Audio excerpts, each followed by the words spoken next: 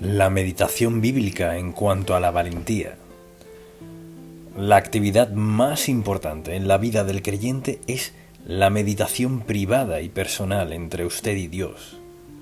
En general, entendemos la idea de lo que es la oración, pero la meditación va un poco más allá.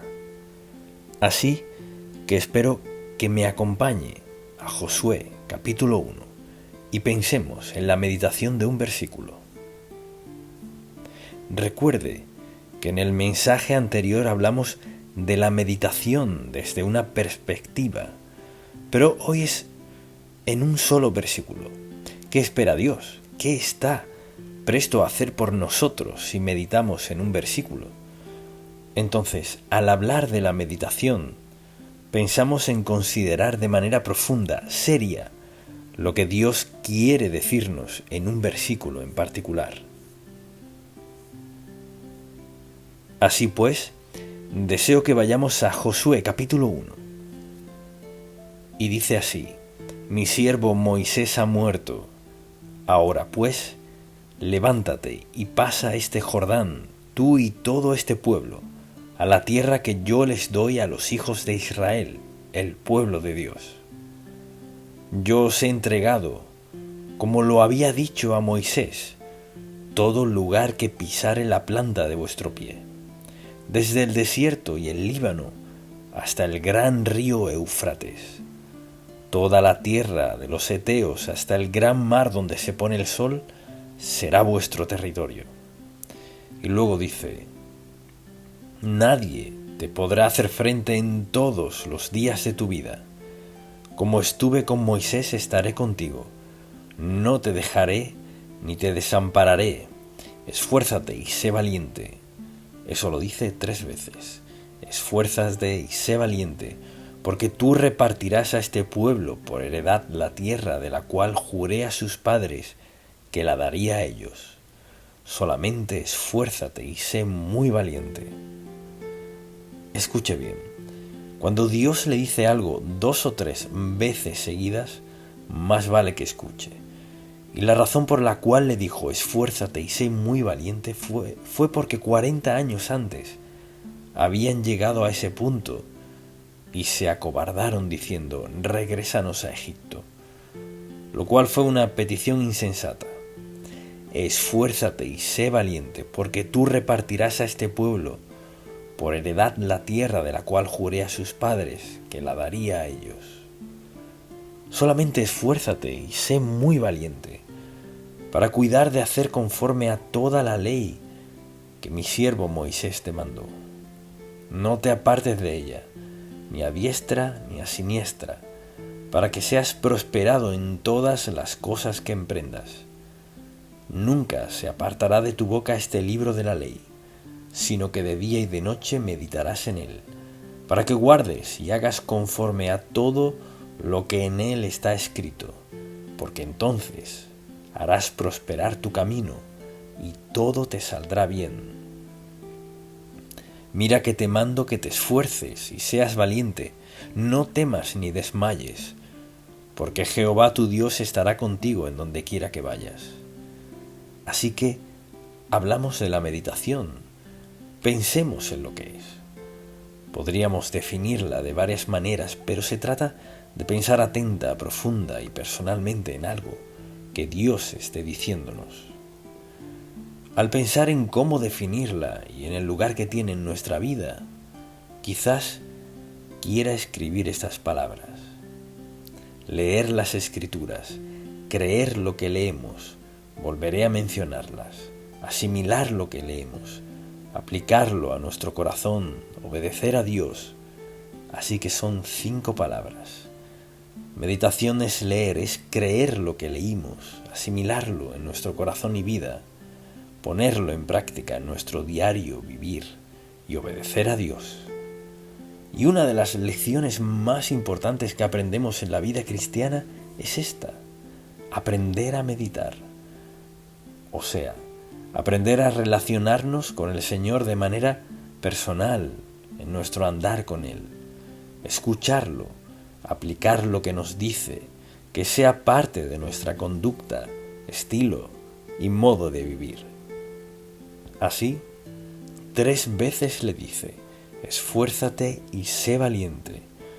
Pues permítame definir meditación una vez más.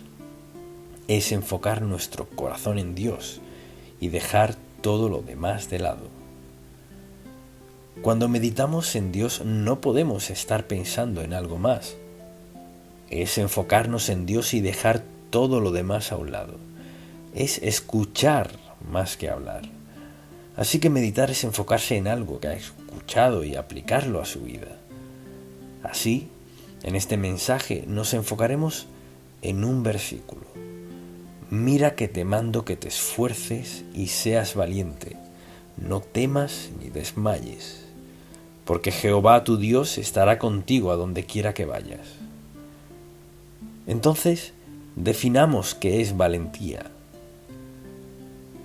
La cualidad mental y espiritual que nos permite enfrentar el peligro, la oposición o los retos de la vida con audacia, calma y firmeza. Debería escribir eso. ¿Qué es valentía? La cualidad mental y espiritual que nos permite enfrentar el peligro, la oposición o los desafíos de la vida con audacia, valentía, con calma y firmeza.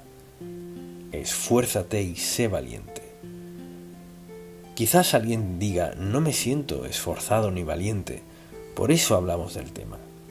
Se trata de enfocar nuestra mente, nuestro corazón, nuestro espíritu, para esforzarnos y ser valientes, porque todos en varios momentos de la vida enfrentamos toda clase de retos.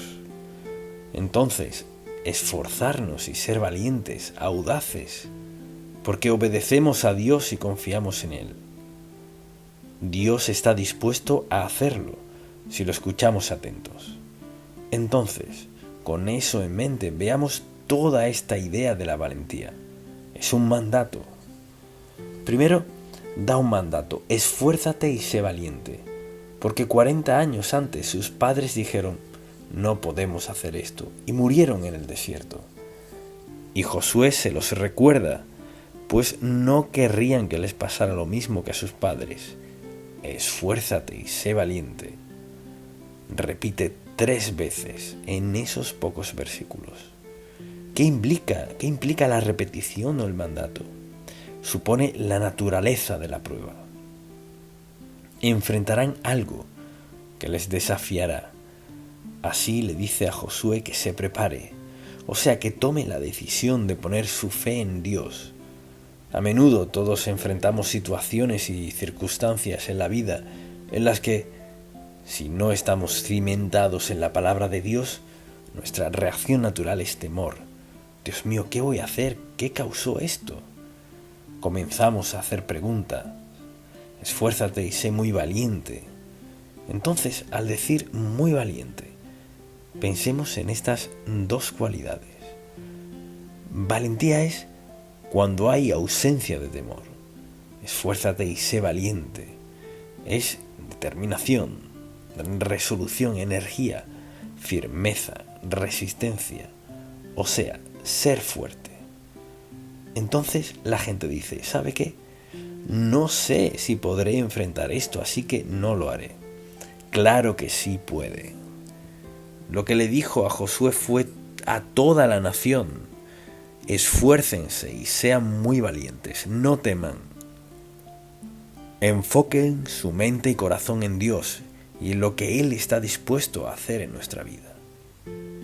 Pienso que muchas veces la gente enfrenta circunstancias en la vida en las cuales, si tan solo hubieran tenido este versículo: esfuérzate y sé valiente, no temas, enfócate en Dios. Pero suelen surgir situaciones y nuestra primera reacción es temor, en vez de: está bien, Señor, esfuérzate y sé valiente. Es decir, pongo mi mente en Dios para que enfrente esto conmigo. Que te esfuerces y seas valiente, no temas ni desmayes, porque Jehová tu Dios estará contigo en donde quiera que vayas. Si comenzáramos cada día con este versículo, las cosas cambiarían, nuestra actitud, disposición y acciones cambiarían. Mucha atención. Tenemos la promesa de que Dios está con nosotros, cualquiera sea la situación. Que Dios no hace promesas que no cumpla. Así que la base de nuestra valentía no es nuestra fuerza. La base de nuestra valentía es Dios, quien dijo: esfuérzate y sé valiente. No temas, porque Jehová tu Dios está contigo. Eso debe eliminar el temor. Y a diario la gente enfrenta situaciones de toda índole que les causarían temor. Si va al médico le dice tiene esto o aquello y no podemos prometerle nada. Bien, si escucha sus cálculos de cuánto tiempo le queda de vida o qué le sucederá, pero ¿qué dice Dios? Dios es quien determina nuestra vida y cómo enfrentamos las circunstancias de la misma. Es nuestra responsabilidad estar arraigados en la verdad. Así que todo creyente tiene el privilegio de citar ese versículo para sí mismo. Su misión para ellos era la conquista y sabía que irían a un combate. Luego Josué y Caleb tuvieron que decirles: pero Dios nos ayudará, Él nos dará la victoria. Así que pensemos en esto.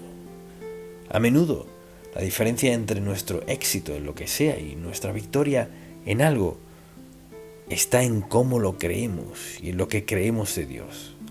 Al cruzar la línea fronteriza a la tierra prometida, iban a la batalla. Mucha atención, iban a la batalla. Esperaban combate cuerpo a cuerpo, no tenían tanques ni aviones. Combate cuerpo a cuerpo, espadas, lanzas, caballos, carrozas. Esperaban guerra. Pero Dios honró su fe al estar dispuestos a pelear sus batallas. ¿Cómo? Al llegar a Jericó, que era una ciudad amurallada, muy fortalecida, muy protegida. ¿Qué dijo Dios? ¿Escalen muros? No. Esfuércense y sean valientes y vean lo que hago. Lo único que quiero que hagan es que marchen alrededor 6 veces. Y al séptimo día de haber marchado y tocado las trompetas, al séptimo día descansen y vean lo que hago. Y Dios derribó los muros, entraron y conquistaron. El problema que tenemos a veces es este: si no podemos descifrar cómo Dios hará algo, no le creemos. Quizás lo único que Dios nos diga al enfrentar un desafío es: esfuérzate y sé muy valiente. Pon tu confianza en mí, cuenta conmigo. Solo ve lo que hago, no trates de descifrarlo. Y por no entender cómo Dios va a hacer algo en nuestra vida, lo desobedecemos. Bueno, no puedo entender eso. No trate de descifrar lo que hará Dios. Si Dios le da la dirección clara en cuanto a algo, su responsabilidad y la mía es ser obedientes, aunque no siempre lo entendamos. Allí es cuando nos metemos en problemas, cuando le pedimos algo a Dios y nuestra respuesta suele ser: bueno, Señor, ¿cómo harás eso? Lo cual no nos incumbe. Si Dios le dice que haga algo, obedézcalo con base en ¿qué? ¿Quién es Dios? Y en lo que dijo: que te esfuerces y seas valiente, no temas ni desmayes, porque Jehová tu Dios estará contigo en donde quiera que vayas. Esa es la parte importante. Jehová tu Dios estará contigo. Así que nuestra responsabilidad no es saber todos los detalles. Nunca hubieran creído que esos muros caerían por solo marchar a su alrededor.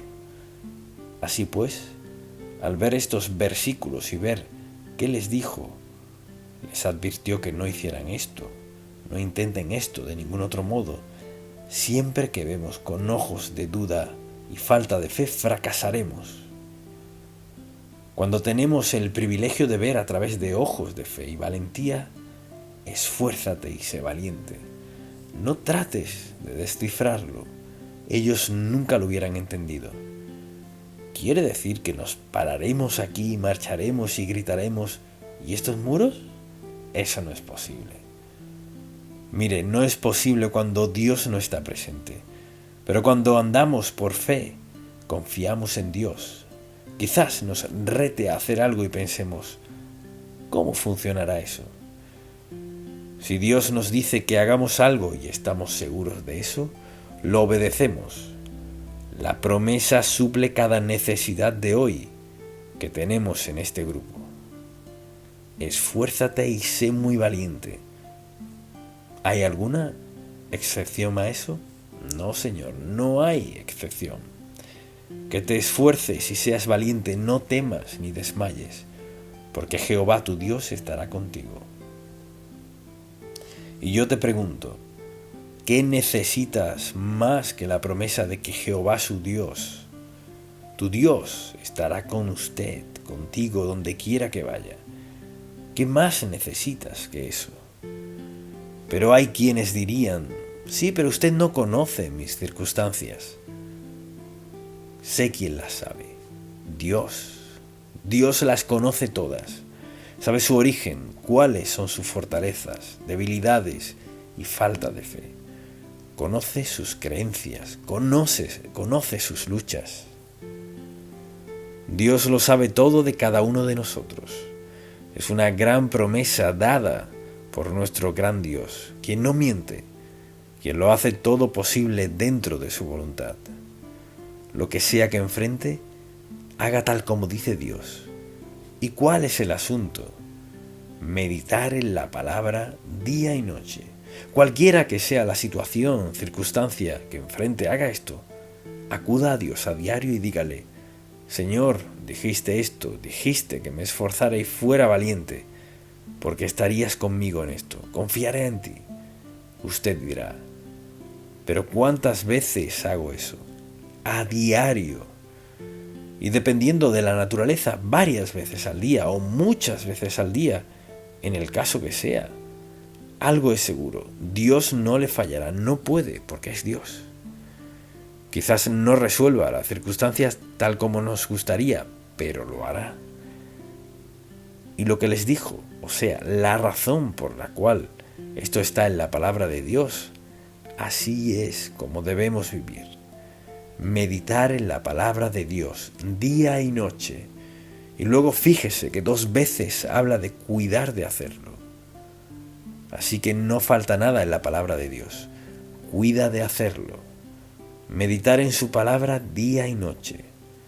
Así pues, las consecuencias, dijo, haré prosperar tu camino. Es decir, siempre que nos volvemos a Dios, tenemos la promesa de que Dios Santo, omnipotente, omnisciente, omnipresente, estará con nosotros pase lo que pase.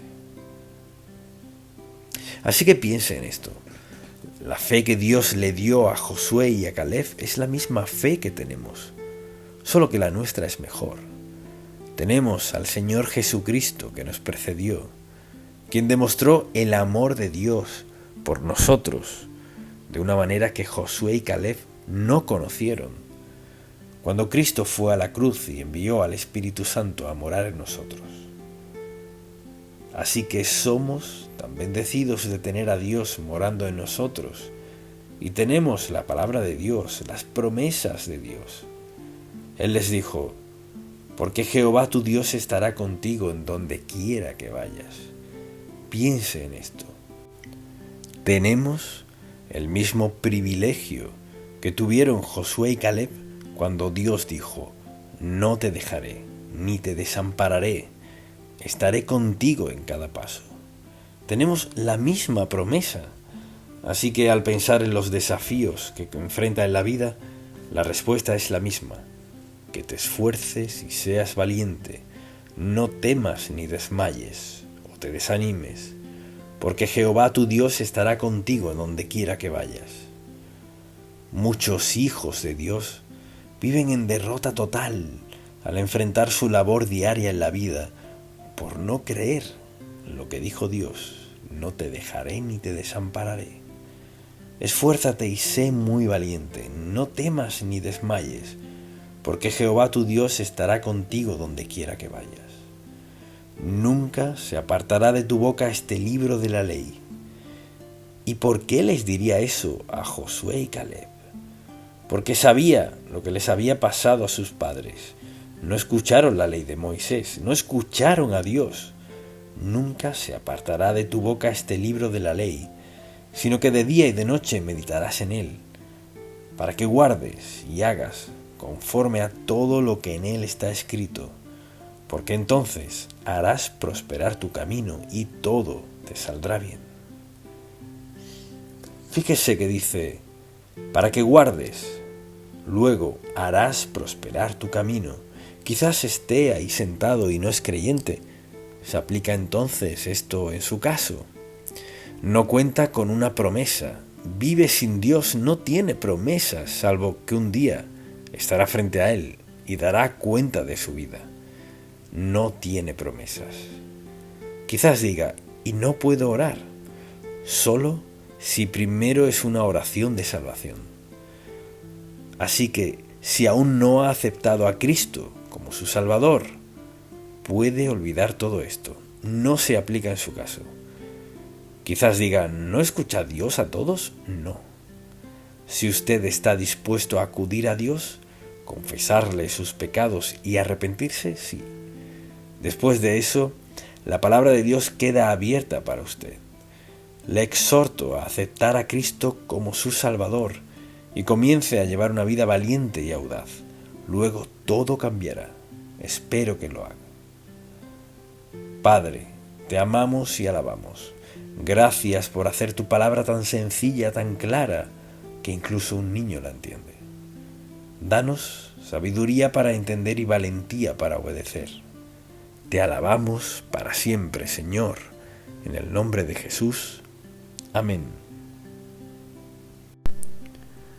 Nuestras convicciones en torno al dinero. Sabe que el dinero está en la mente de la gente hoy. ¿Tendré suficiente para los gastos de la semana? ¿Me alcanzará para la universidad de mis hijos? ¿Me atrasaré más en mis pagos? ¿Qué voy a hacer con toda esta deuda? Así que al pensar en el dinero en su vida, todo el mundo quiere tener algo, ¿verdad? El dinero no tiene nada de malo, ni perverso en ello, depende de su uso. Entonces, al pensar en el lugar que ocupa el dinero, y todos los políticos dicen, tendremos más empleos, implicando que tendremos más dinero y por ende mejorarán las cosas. Es una promesa que en verdad no pueden probar, pero lo dicen. Así que hoy deseo hablar de su convicción personal particular en cuanto al dinero en su vida. Si alguien dijese, pues, ¿en qué parte de la Biblia está eso? Le sorprendería saber con qué frecuencia habla Dios del dinero en la Biblia. Por ejemplo, más de la mitad de las parábolas en la Biblia tratan de dinero. No lo pensaría, ¿verdad? Más de la mitad de las parábolas. Y segundo, la Biblia habla más de dinero que del cielo o el infierno, y más de dinero que de la oración, y hay cientos de versículos en la Biblia que tratan de nuestras finanzas personales. Ahora, sea yo creyente o no, si alguien me dijese, en este libro todas las situaciones son ciertas, pues pensaría, necesito leerlo, quizás sea que podría ayudarme. Y en verdad la Biblia, la palabra de Dios, es la mejor guía financiera que se haya escrito. No puede equivocarse si obedece lo que dice Dios. Entonces, al considerar eso, pienso que este es el punto de vista del mundo, que no el de Dios. La perspectiva del mundo podría describirse en una palabra: acumulación. ¿Cuánto puedo ganar? ¿Cuánto puedo tener? ¿Cuánto puedo ahorrar? ¿Cuánto puedo tener en el futuro? ¿Qué hay de mi jubilación? Es recibir, porque el interés principal es el interés propio. Se trata de mí y lo que quiero hacer, lo que quiero comprar, lo que quiero tener en mi vida. Y el enfoque está en el placer, la seguridad y las necesidades personales. ¿Cómo lo obtengo? Y luego, ¿cómo lo mantengo y protejo? Ese no es el énfasis de Dios, para nada. ¿Y ese punto de vista qué promete? No promete gozo, felicidad, paz, prosperidad ni nada más.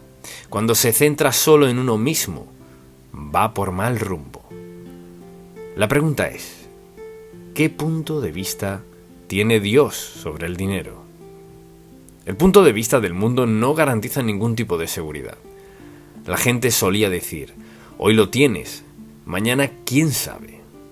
Hoy no, hoy lo tienes, hoy mismo lo puedes perder. Así que, lo que Dios dice del dinero es muy, muy importante. Este es uno de los mensajes en nuestra serie de nuestras convicciones. ¿Qué convicciones tiene del dinero? ¿Cuál es su sistema de creencias? ¿Cómo maneja el asunto del dinero? Y al pensar en lo que dice la Biblia del dinero, empecemos donde empieza Dios, en el Salmo 24. Le invito a acompañarme y vea lo que dice en el primer versículo. De Jehová es la tierra y su plenitud, el mundo y los que en él habitan. Así que el punto de vista de Dios es este: soy dueño de todo. Dios es el único que puede decir soy dueño de todo. Pero esa es la verdad básica del dinero. Y es que Dios es dueño de todo. Dios es dueño de la tierra, de toda la tierra, de las estrellas, de todo lo demás. Fíjese, si todo le pertenece a Dios, ¿quiénes tenemos el privilegio de manejar una parte?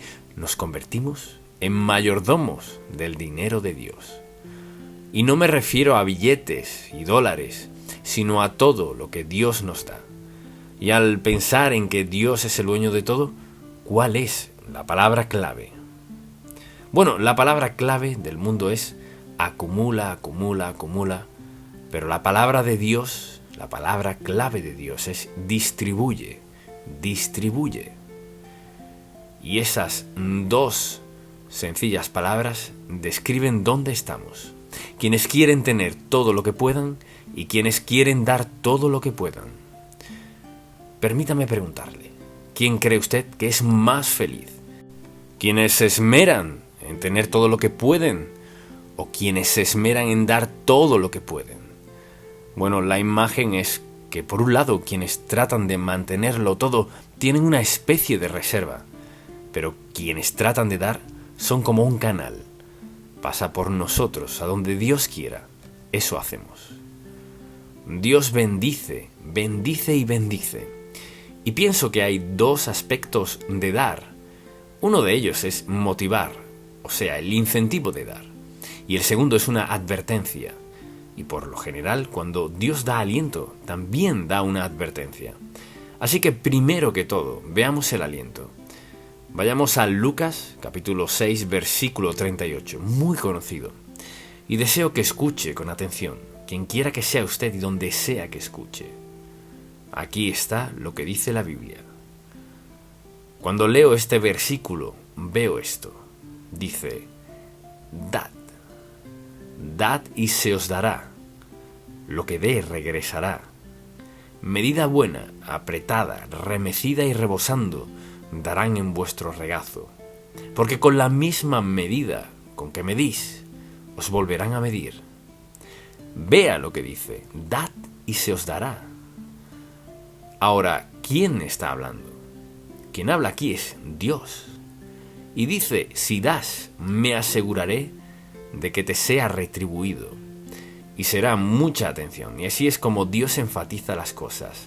Medida buena, apretada, remecida y rebosando, darán en vuestro regazo. Porque con la misma medida con que medís, os volverán a medir. Eso dice, la forma de manejar el dinero será la forma de obtenerlo. Pero si soy mezquino con el dinero y todo es para mí, si todo se centra en mí, recibiré lo que pueda hacer yo mismo. Si lo hago como Dios dice, recibiré lo que Dios dé. Dad y se os dará, medida buena, apretada, remecida y rebosando. Dios se lo retribuirá. Ese es su estilo de motivación. No podemos dar más que Dios, por la sencilla razón que eso fue lo que dijo Dios. Soy el dueño de todo. Y si Dios es el dueño de todo, Él lo controla todo. Y si le doy adecuadamente, como debo, como dice claramente la Biblia, de eso hablaremos en un momento, si damos, entonces Dios se asegurará de que seamos recompensados por nuestra obediencia a Él. Porque el dar es un acto de obediencia a Dios. No se trata de lo que haga la Iglesia. ¿Qué hará esto? No, el asunto no es ese. El asunto es si soy obediente o no. Y esta es una palabra de motivación. Luego veamos la advertencia de Dios. Porque Dios da una advertencia si dejamos de dar. Vayamos a 1 de Timoteo, capítulo 6, un pasaje bíblico muy fuerte. Fíjese lo que dice. Quizás usted sea una de esas personas cuya meta es enriquecerse, entonces no le agradará este versículo. Fíjese lo que dice. Versículo 9. Porque los que quieren enriquecerse caen ¿en qué? En la tentación. Caen en la tentación. Y lazo, y en muchas codicias necias y dañosas que hunden a los hombres en destrucción y perdición. Piense en esto. El deseo de dinero vuelve a la gente deshonesta. Hasta les lleva a robar. Y peor aún, les lleva a matar.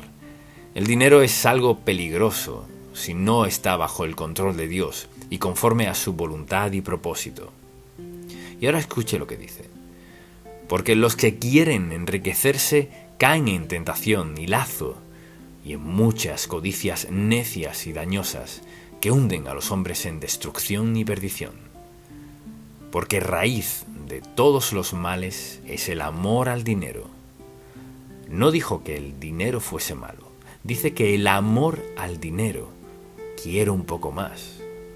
Porque raíz de todos los males es el amor al dinero, el cual, codiciando algunos, se extraviaron de la fe y fueron traspasados de muchos dolores.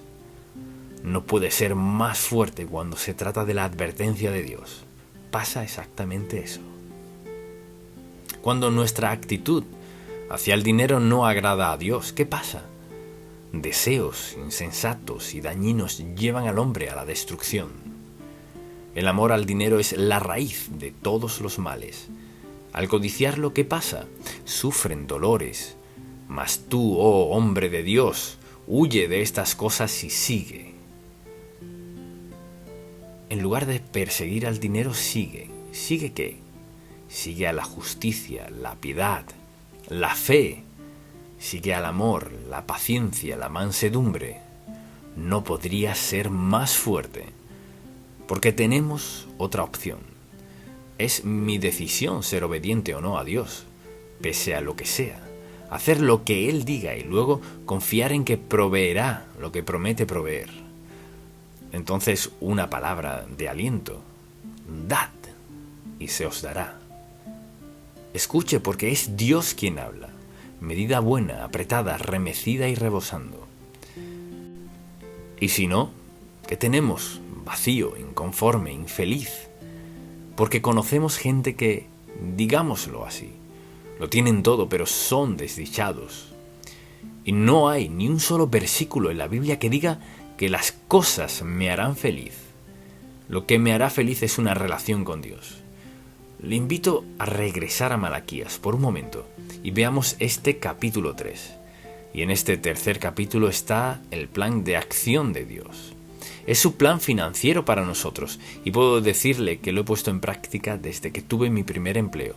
Ganaba $4 y aunque no sabía mucho, le daba a Dios el 25%. Y bueno, alguien dirá, ¿por qué no le dio solo el 10%?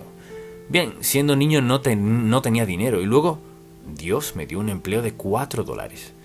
Pensé en 42 centavos, de cierto modo, y le daba $1. Y estaba agradecido, no sabía nada del diezmo. Nadie me había dicho nada de diezmar. Luego recibí otra ruta de periódicos y pasé de $4 a $16 a la semana. Dios multiplicó el 25% de lo que le di. Y claro, le di más que un diezmo. No sé exactamente cuánto daba. Pero aprendí una lección. Y nunca he olvidado la lección. Y le aseguro que he estado en situaciones y circunstancias que solo Dios me ha podido rescatar. No han sido deudas porque siempre las he evitado. Cada vez que he tenido una necesidad, Dios ha estado allí para suplirla. Por tanto, estoy completamente persuadido y convencido de que lo que Dios promete lo llevará a cabo. Y ahora escuche este pasaje. En Malaquías, capítulo 3, versículo 8, dice: ¿robará el hombre a Dios? Pues vosotros me habéis robado. Y dijisteis: ¿en qué te hemos robado? Y Dios contesta: en vuestros diezmos y ofrendas. ¿Sabe lo que eso quiere decir? Si alguien no diezma, le está robando a Dios. Si no estuviese mal, ¿por qué diría robar? ¿Por qué no usa la palabra negar? No. Algo que lo hiciera ver un poco más aceptable. ¿Robará el hombre a Dios? Pues vosotros me habéis robado. Y dijisteis: ¿en qué te hemos robado? En vuestros diezmos y ofrendas. Escuche lo que dice: malditos sois con maldición, porque vosotros, la nación toda, me habéis robado. Está hablando de Israel, pero el principio se aplica a todos los creyentes. Y ahora dice: esto es lo que quiero que hagan. Traed todos los diezmos al alfolí, la iglesia, en aquel tiempo el templo, y haya alimento en mi casa, y probadme ahora en esto, dice Jehová de los ejércitos, si no os abriré las ventanas de los cielos, y derramaré sobre vosotros bendición hasta que sobreabunde. Esa es la promesa del Dios soberano del universo, quien lo controla todo, y leímos que es el dueño de todo. Y veamos ahora este versículo. ¿Robará el hombre a Dios? Así será. Dice: me habéis robado. ¿Y qué me están robando? Diezmos. Y bueno, ¿y qué es un diezmo? Un diezmo es el 10%. Dios dice: están robándome en diezmos y ofrendas. El 10% era lo que Dios requería, y luego las ofrendas. A menudo puede requerir más de un 10%. Alguien dirá: no puedo vivir con eso. ¿Insinúa que Dios es mentiroso? Quizás diga: pues no sabe cuántas deudas tengo. Tal vez tenga muchas deudas y serios problemas, pero le será difícil creer esto. Pero le aseguro, lo he visto una y otra vez. ¿Quiere salir de deudas? Empiece así. Comience a darle el 10% de su sueldo a Dios. No tengo manera de hacerla. Inténtelo.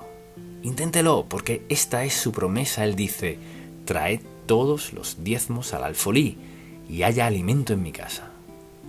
Dice: y probadme ahora en esto, dice Jehová, y vean lo que haré. Si no, os abriré las ventanas de los cielos, y derramaré sobre vosotros bendición hasta que sobreabunde. Y usted dirá: ¿y cómo es eso posible? Bueno, yo no sé cómo es posible. ¿Sucede? Sí. Sí, sucede. Dios siempre honra su palabra. Y dice: bien, algunos de ustedes no han hecho eso. Malditos sois con maldición, porque vosotros, la nación toda, me habéis robado.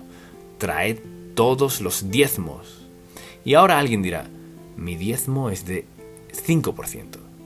Eso es como: esta moneda de 5 centavos vale 10. No es así.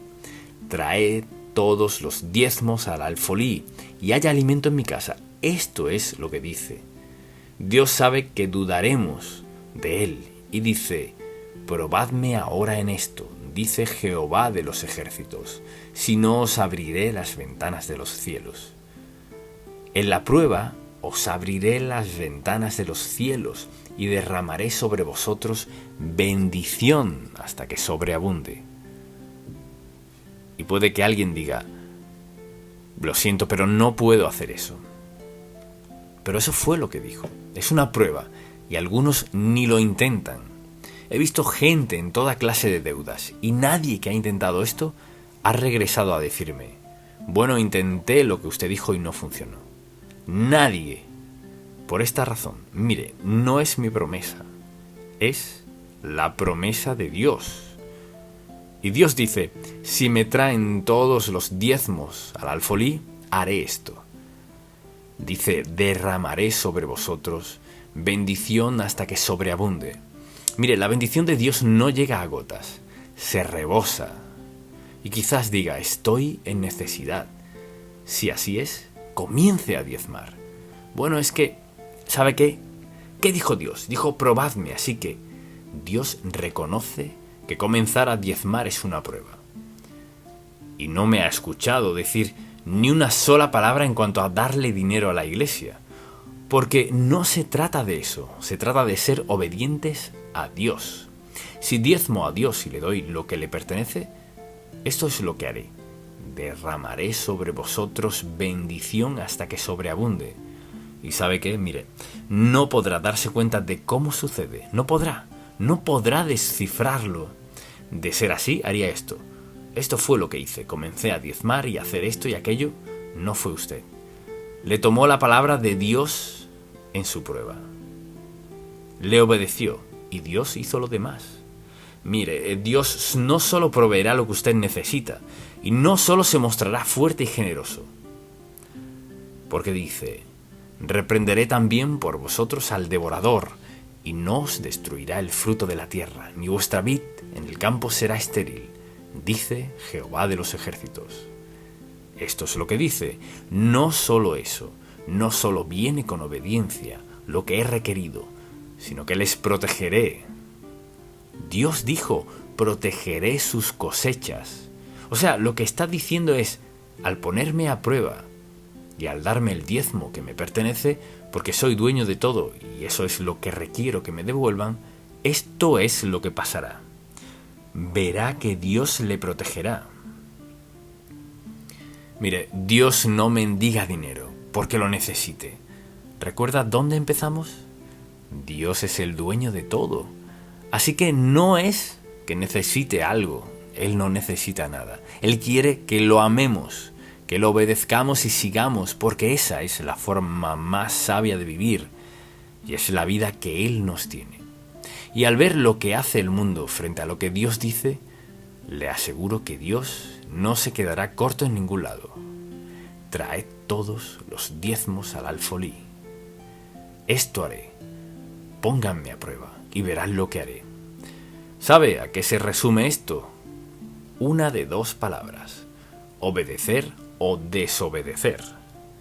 La decisión es mía, la decisión es suya. Y quizás alguien diga, sí, pero usted no conoce mis circunstancias. He escuchado tanto eso. Permítame decirle, no necesito conocer su circunstancia. Escuche, Dios la conoce. Y Dios puso en su palabra, conociendo todas las circunstancias que existieran, dijo, esto pasará. Hagan lo que les digo y les bendeciré.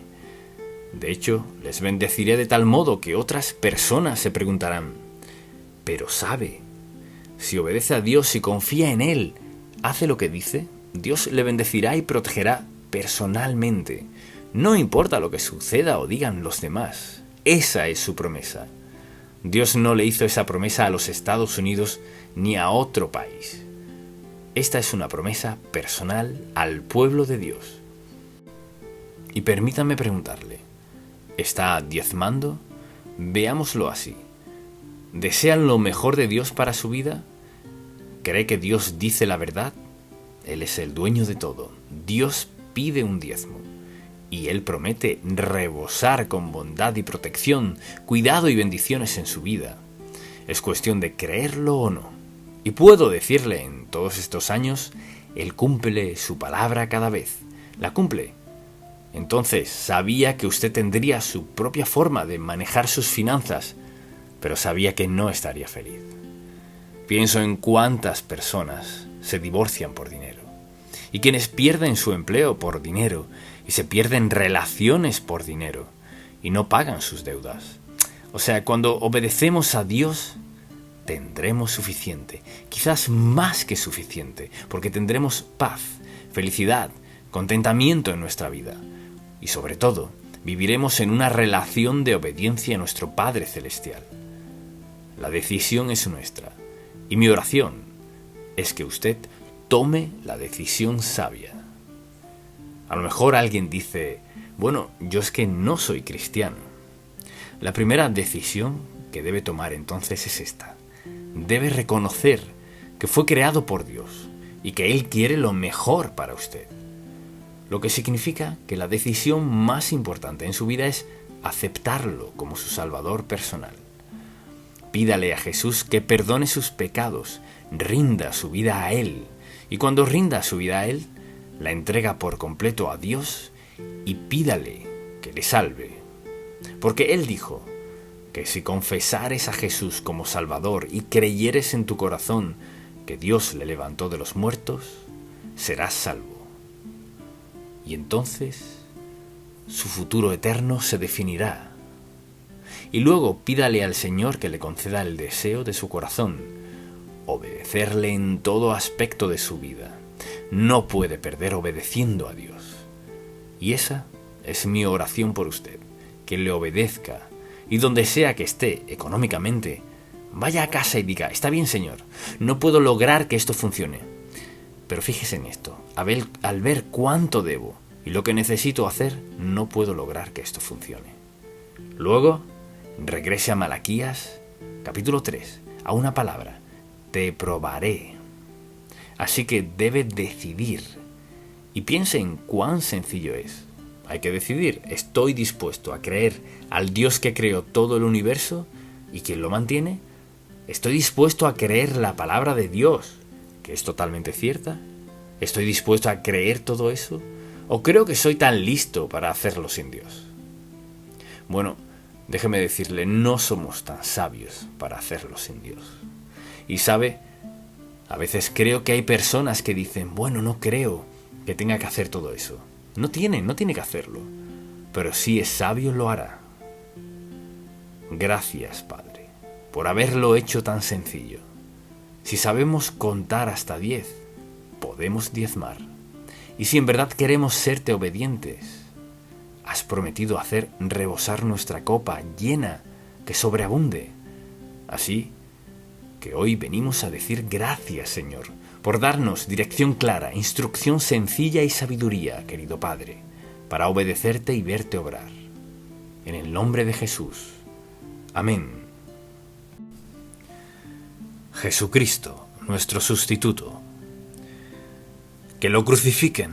Eso gritaron, en especial los líderes religiosos de esos días. Que lo crucifiquen, pues querían deshacerse de Cristo a cualquier precio. Y la crucifixión era la peor clase de muerte. De hecho, fue herencia de los bárbaros siglos atrás. Luego los persas, luego los griegos, luego los romanos, quienes la perfeccionaron para que la persona sufriera durante más tiempo sin morir. Y pues decir sobre Cristo, el perfecto Hijo de Dios, que lo crucifiquen, sería la peor clase de proclamación que podrían gritarle. ¿Pero por qué hacían eso? Querían deshacerse de él. La gente aún quiere hacerlo. Las cosas no han cambiado mucho. A la gente no le gusta el nombre de Jesucristo. Y a quienes no les gusta, lo dan a conocer. Quienes sí lo amamos, lo damos a conocer también. Y cuando miramos la Biblia, descubrimos quiénes estaban detrás de esto. Eran los líderes religiosos de esos días. Pues él interfería con su sistema religioso, es decir, él no enseñaba lo mismo que ellos, y estaban perdiendo el control. Y la única forma de deshacerse de él era decir, indicar que gritaran, que lo crucifiquen. Y al ver este pasaje de la Biblia, vayamos por favor a 1 Corintios capítulo 1. Y comencemos con el versículo 18. Pues Pablo aquí describe de qué se trata esto. Y dice, por ejemplo, desde el versículo 18: porque la palabra de la cruz es locura a los que se pierden, pero a los que se salvan es poder de Dios. Es decir, la gente perdida cree que eso es absurdo. Pues está escrito: destruiré la sabiduría de los sabios y desecharé el entendimiento de los entendidos. ¿Y dónde está el sabio? ¿No ha enloquecido Dios la sabiduría del mundo? Pues ya que en la sabiduría de Dios el mundo no conoció a Dios, mediante la sabiduría agradó a Dios salvar a los creyentes por la locura de la predicación.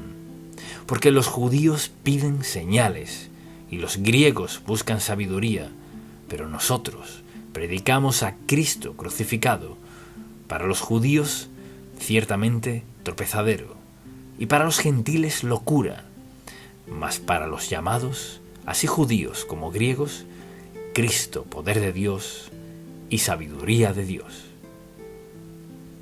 ¿Quién era él? No era solo un predicador, era algo más.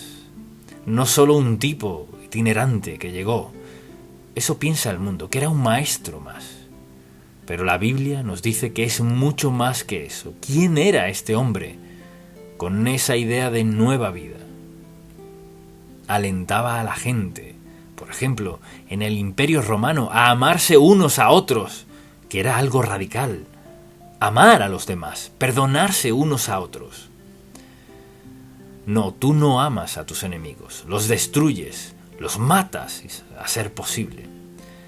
Así que su mensaje era punzante, era perturbador, todo su modo de pensar. Y él invitaba a la gente a llevar un estilo de vida muy distinto. De hecho, cuando leemos el Sermón del Monte, por ejemplo, y observamos el estilo de vida que tenían, era muy diferente. Y como es de esperar, les preocupaba mucho este predicador itinerante llamado Jesucristo. Y cuando él resucitó gente, eso fue el colmo. Nadie puede resucitar, es imposible resucitar. Y a pesar de lo que vieron, de lo que la gente vio y lo que los emocionaba, estos líderes religiosos estaban contra Cristo, su autoridad en contra de él, y su intención era destruirlo a cualquier precio. Todo lo que pareciera amenazar sus ideas, sus leyes, de cualquier forma, o reuniera a la gente y les diera una nueva idea de la vida, y en especial de una idea teológica, era una amenaza. Y Jesucristo entró en escena, el eterno Hijo de Dios, con amor, bondad, compasión, misericordia, piedad y sanidad. Pero se pasó de la raya cuando habló de ser el Hijo de Dios. Así que si usted hubiese vivido en aquel tiempo, ¿cree que habría seguido a Cristo? ¿O cree que quizá habría pensado, es un poco más seguro seguir a los romanos porque tienen el poder, ¿verdad? Sé que este hombre predica sanidad, perdón, limpieza, el cielo y todo eso, y suena bien, pero ¿sería seguro vivir así? No. O cree que Jesucristo es el Hijo de Dios y es el único Salvador, o no lo cree. Jesucristo decía todo muy directo y claro. No llegamos al punto de tener que elegir. Bien, quizás tenía razón y quizás se equivocó. No. Cristo es el unigénito del Padre, el Hijo de Dios, nacido de una virgen, profetizado por Isaías y los profetas, quien liberaría a la humanidad de pecado, desobediencia y rebeldía. Y ese proceso trastocaría demasiado a la sociedad. Eso hizo él. ¿Qué trastoca el estilo de vida que tenemos? Bueno, ya está trastocado. Y entonces lo que creemos es cada vez menos popular y más amenazante para una sociedad que quiere ser libre en lo moral y en todo sentido. Haz lo que quieras y cuando quieras, no tienes que preguntarle a nadie. Y claro que no quieres que alguien que vaya a la iglesia te diga cómo vivir. Y debemos tomar una decisión. ¿Seré fiel a Jesucristo, el Hijo de Dios? ¿Creeré en lo que enseñó o seguiré al mundo? Si usted piensa, no tengo que tomar esa decisión, sí, ya tiene que hacerla, ya la toma todos los días. Si ve la televisión, escucha a sus colegas de trabajo o algunos amigos o gente desconocida, quienes sean. Hay mucha presión de quitar de la sociedad todo sobre Cristo, lo recto, lo que sea de esa índole. Y al ver la vida de Jesús, todo lo que enseñó era sumamente esencial, ¿verdad? Pero lo más importante que Cristo hizo, ¿qué cree que fue? Lo más importante que hizo fue morir como aquel que llevó el pecado del mundo, el Salvador, el Señor Jesucristo. Vino al mundo con el propósito principal de morir por nuestros pecados. Y cuanto más lo obedezcamos, lo adoremos, alabemos, le seamos fieles, más incómodos estarán quienes nos rodean. Porque el mundo se inclina a hacer lo que quieren hacer, como quieren hacerlo, y no les gusta que nadie les diga qué hacer. Y así, al hablar de la muerte de Jesucristo, si no captamos ese punto, no entendemos nada. No solo murió como un predicador o un sanador o como alguien con nuevas ideas. Su muerte fue sustitutiva. Esa palabra es la esencia de todo lo que creemos sobre la muerte expiatoria de Cristo. O sea, sustituir algo es que algo toma su lugar. Y cuando Cristo vino, murió como sustituto de todos, para que no muramos nosotros en nuestro pecado. Esa es la esencia y el núcleo del mensaje del Evangelio, que Jesucristo, el perfecto Hijo de Dios, vino al mundo con el propósito principal de dar su vida, pues su vida era divina, la única que podía ser sustituta. No podíamos ser nosotros, era sustituta. ¿Por qué?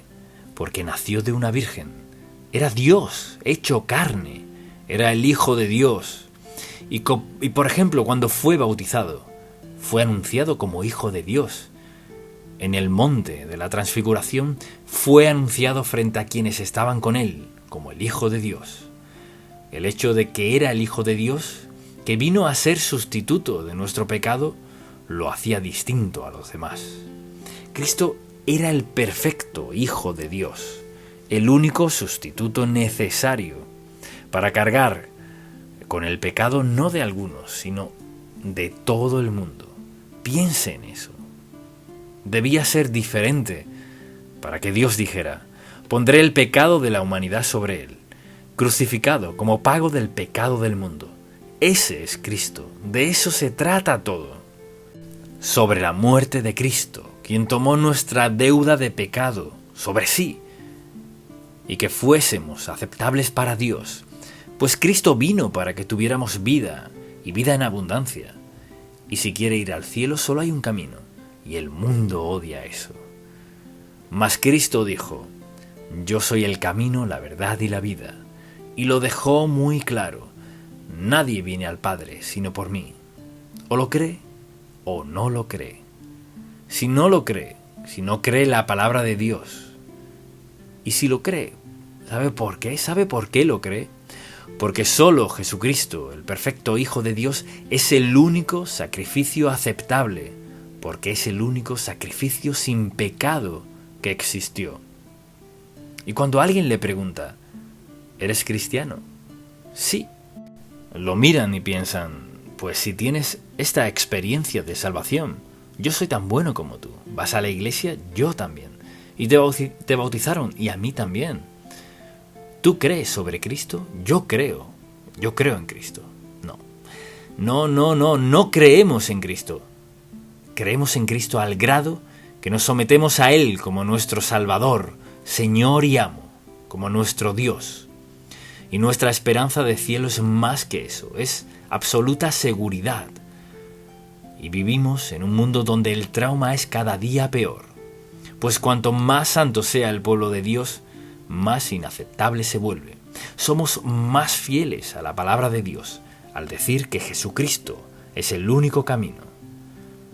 Entonces, cuando sus nietos o sus hijos vengan y le hablen de lo que están aprendiendo y el hecho de que no quiere ser de mente cerrada porque lo hace un poco más difícil, usted no, mire, si alguien le dice que tiene la mente cerrada, dígale así: no soy cerrado, solo creo lo que Dios dijo. Y punto, fin de la historia.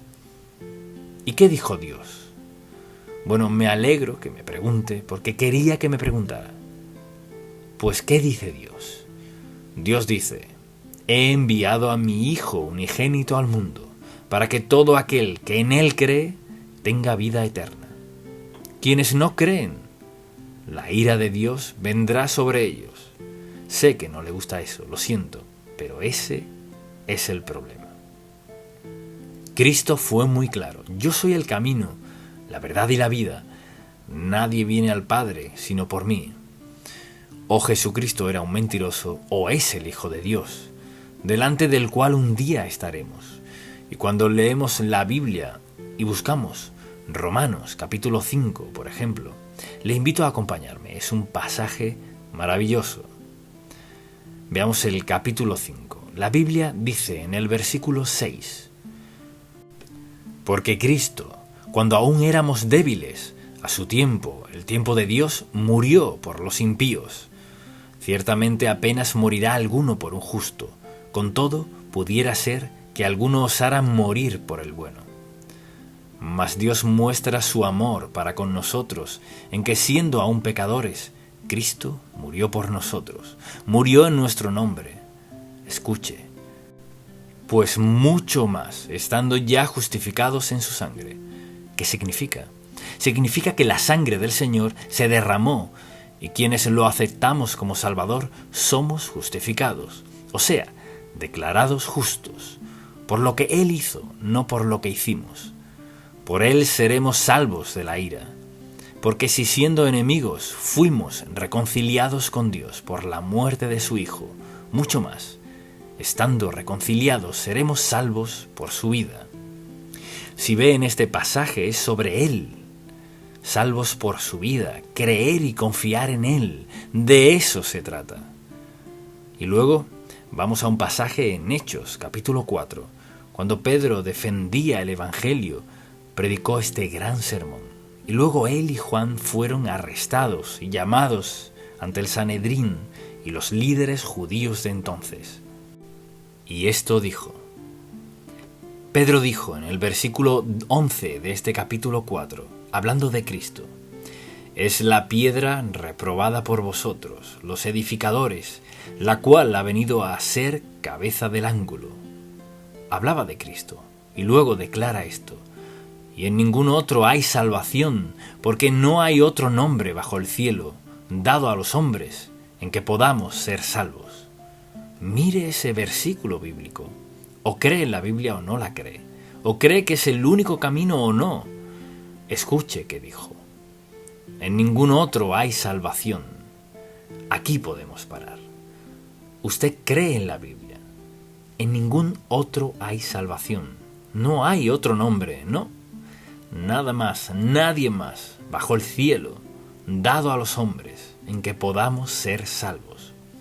Lo que usted cree es fundamental en su relación con Dios. Y no es cuestión de ser considerado con otras personas, no es cuestión de ser cerrado, no es cuestión de ser desalmado, falto de amor, desinteresado y crítico. No se trata de eso. Es sobre si creo lo que dijo Dios y ya está. Y al leer estos versículos, donde Pedro y Juan defendían el Evangelio, escuche lo que dijo. Y esto fue ante el Sanedrín y toda la gente que se preparaba para seguirlo. En ningún otro hay salvación, porque no hay otro nombre bajo el cielo, dado a los hombres, en que podamos ser salvos. O lo cree o no lo cree. Y puede esperar que lo critiquen, y no debemos avergonzarnos del testimonio del Evangelio de Cristo. Piense en eso, piénselo. ¿Deja Dios claro en su palabra cómo ser salvos? Sí, la respuesta es sí. ¿Deja claro en su palabra que quienes están dispuestos a confiar en Él como su Salvador serán salvos? Así es. Así que debe preguntarse: ¿le creo a la palabra de Dios o no le creo? Y segundo, ¿acaso lo creo con toda firmeza y tengo la valentía de decirle a la gente con quien vivo, trabajo o me encuentro en la calle cuando lo dudan? ¿Tiene usted el valor de decir cuando le preguntan: ¿cree que Cristo es el único camino?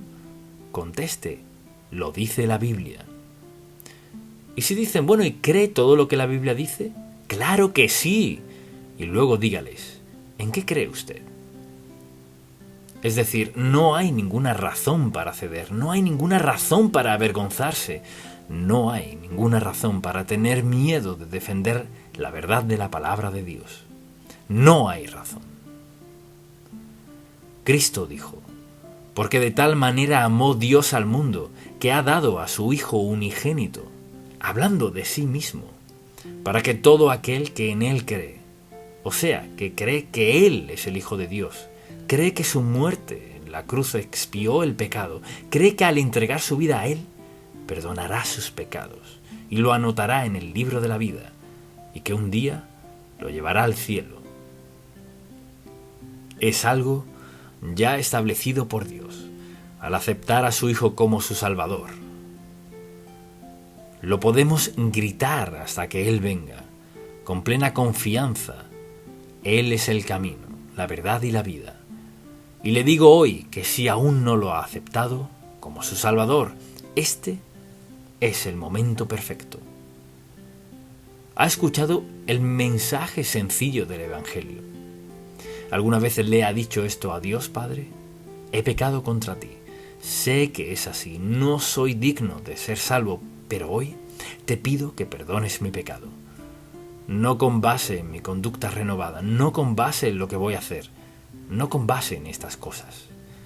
Te pido que me perdones mi pecado en base a que he aceptado que Jesucristo, el Hijo de Dios, tu Hijo, fue a la cruz, dio su sangre por mis pecados. Y confío que perdones mis pecados con base en la sangre derramada por Cristo. Pues dices, y todo aquel que invocare el nombre del Señor será salvo. Esa es la base. ¿Será salvo? Claro que sí. Si sigue cualquier otro camino y basa su expiación, su salvación en cualquier otra razón, no en lo que Cristo hizo en la cruz, es inaceptable. Dios sabe qué está bien y sabe qué está mal y lo que es verdad y sabe cómo hacer santos de nosotros, pecadores. Nunca seremos perfectos. En ninguna parte de la Biblia dice que debas ser perfecto para ser salvo. Vea a los personajes bíblicos, hasta los discípulos. Pedro nunca fue perfecto. Ninguno afirmó ser perfecto. Afirmaron ser ejemplos de la gracia, misericordia y amor de Dios. Piense en eso. Tenemos el más grande mensaje que el mundo escuchará. Tenemos un Padre en el cielo que amó tanto a los pecadores que envió a su Hijo unigénito al mundo a la peor muerte que una persona puede tener. Derramó su sangre, fue aceptado por el Padre y expió nuestros pecados y nos anotó en el libro de la vida y nos dio el cielo por hogar. Así es Dios. No podemos jactarnos. Todos estamos en el mismo nivel en lo que respecta a ser cristianos, seguidores del Señor Jesús. Pero todos los que vamos al cielo, vamos por la gracia de Dios, por la sangre de Jesucristo. Yo soy el camino, la verdad y la vida. Nadie viene al Padre sino por mí. Amén. Padre, pedimos que cada persona que escuche este mensaje pueda entender que no es para juzgarle, que no es porque seamos mejores que los demás, que es solo por decir la verdad del amor del Padre, que amas a los pecadores y perdonas a quienes aceptan a tu Hijo como el camino, el único a la vida. Gracias por amarnos, gracias por perdonarnos y gracias porque un día estaremos ante ti sabiendo que fue no por nuestras acciones, sino por tu acción, en un momento en la cruz, cuando tu Hijo Jesucristo pagó nuestra deuda total. Te adoraremos por siempre por eso, en el nombre de Jesús. Amén.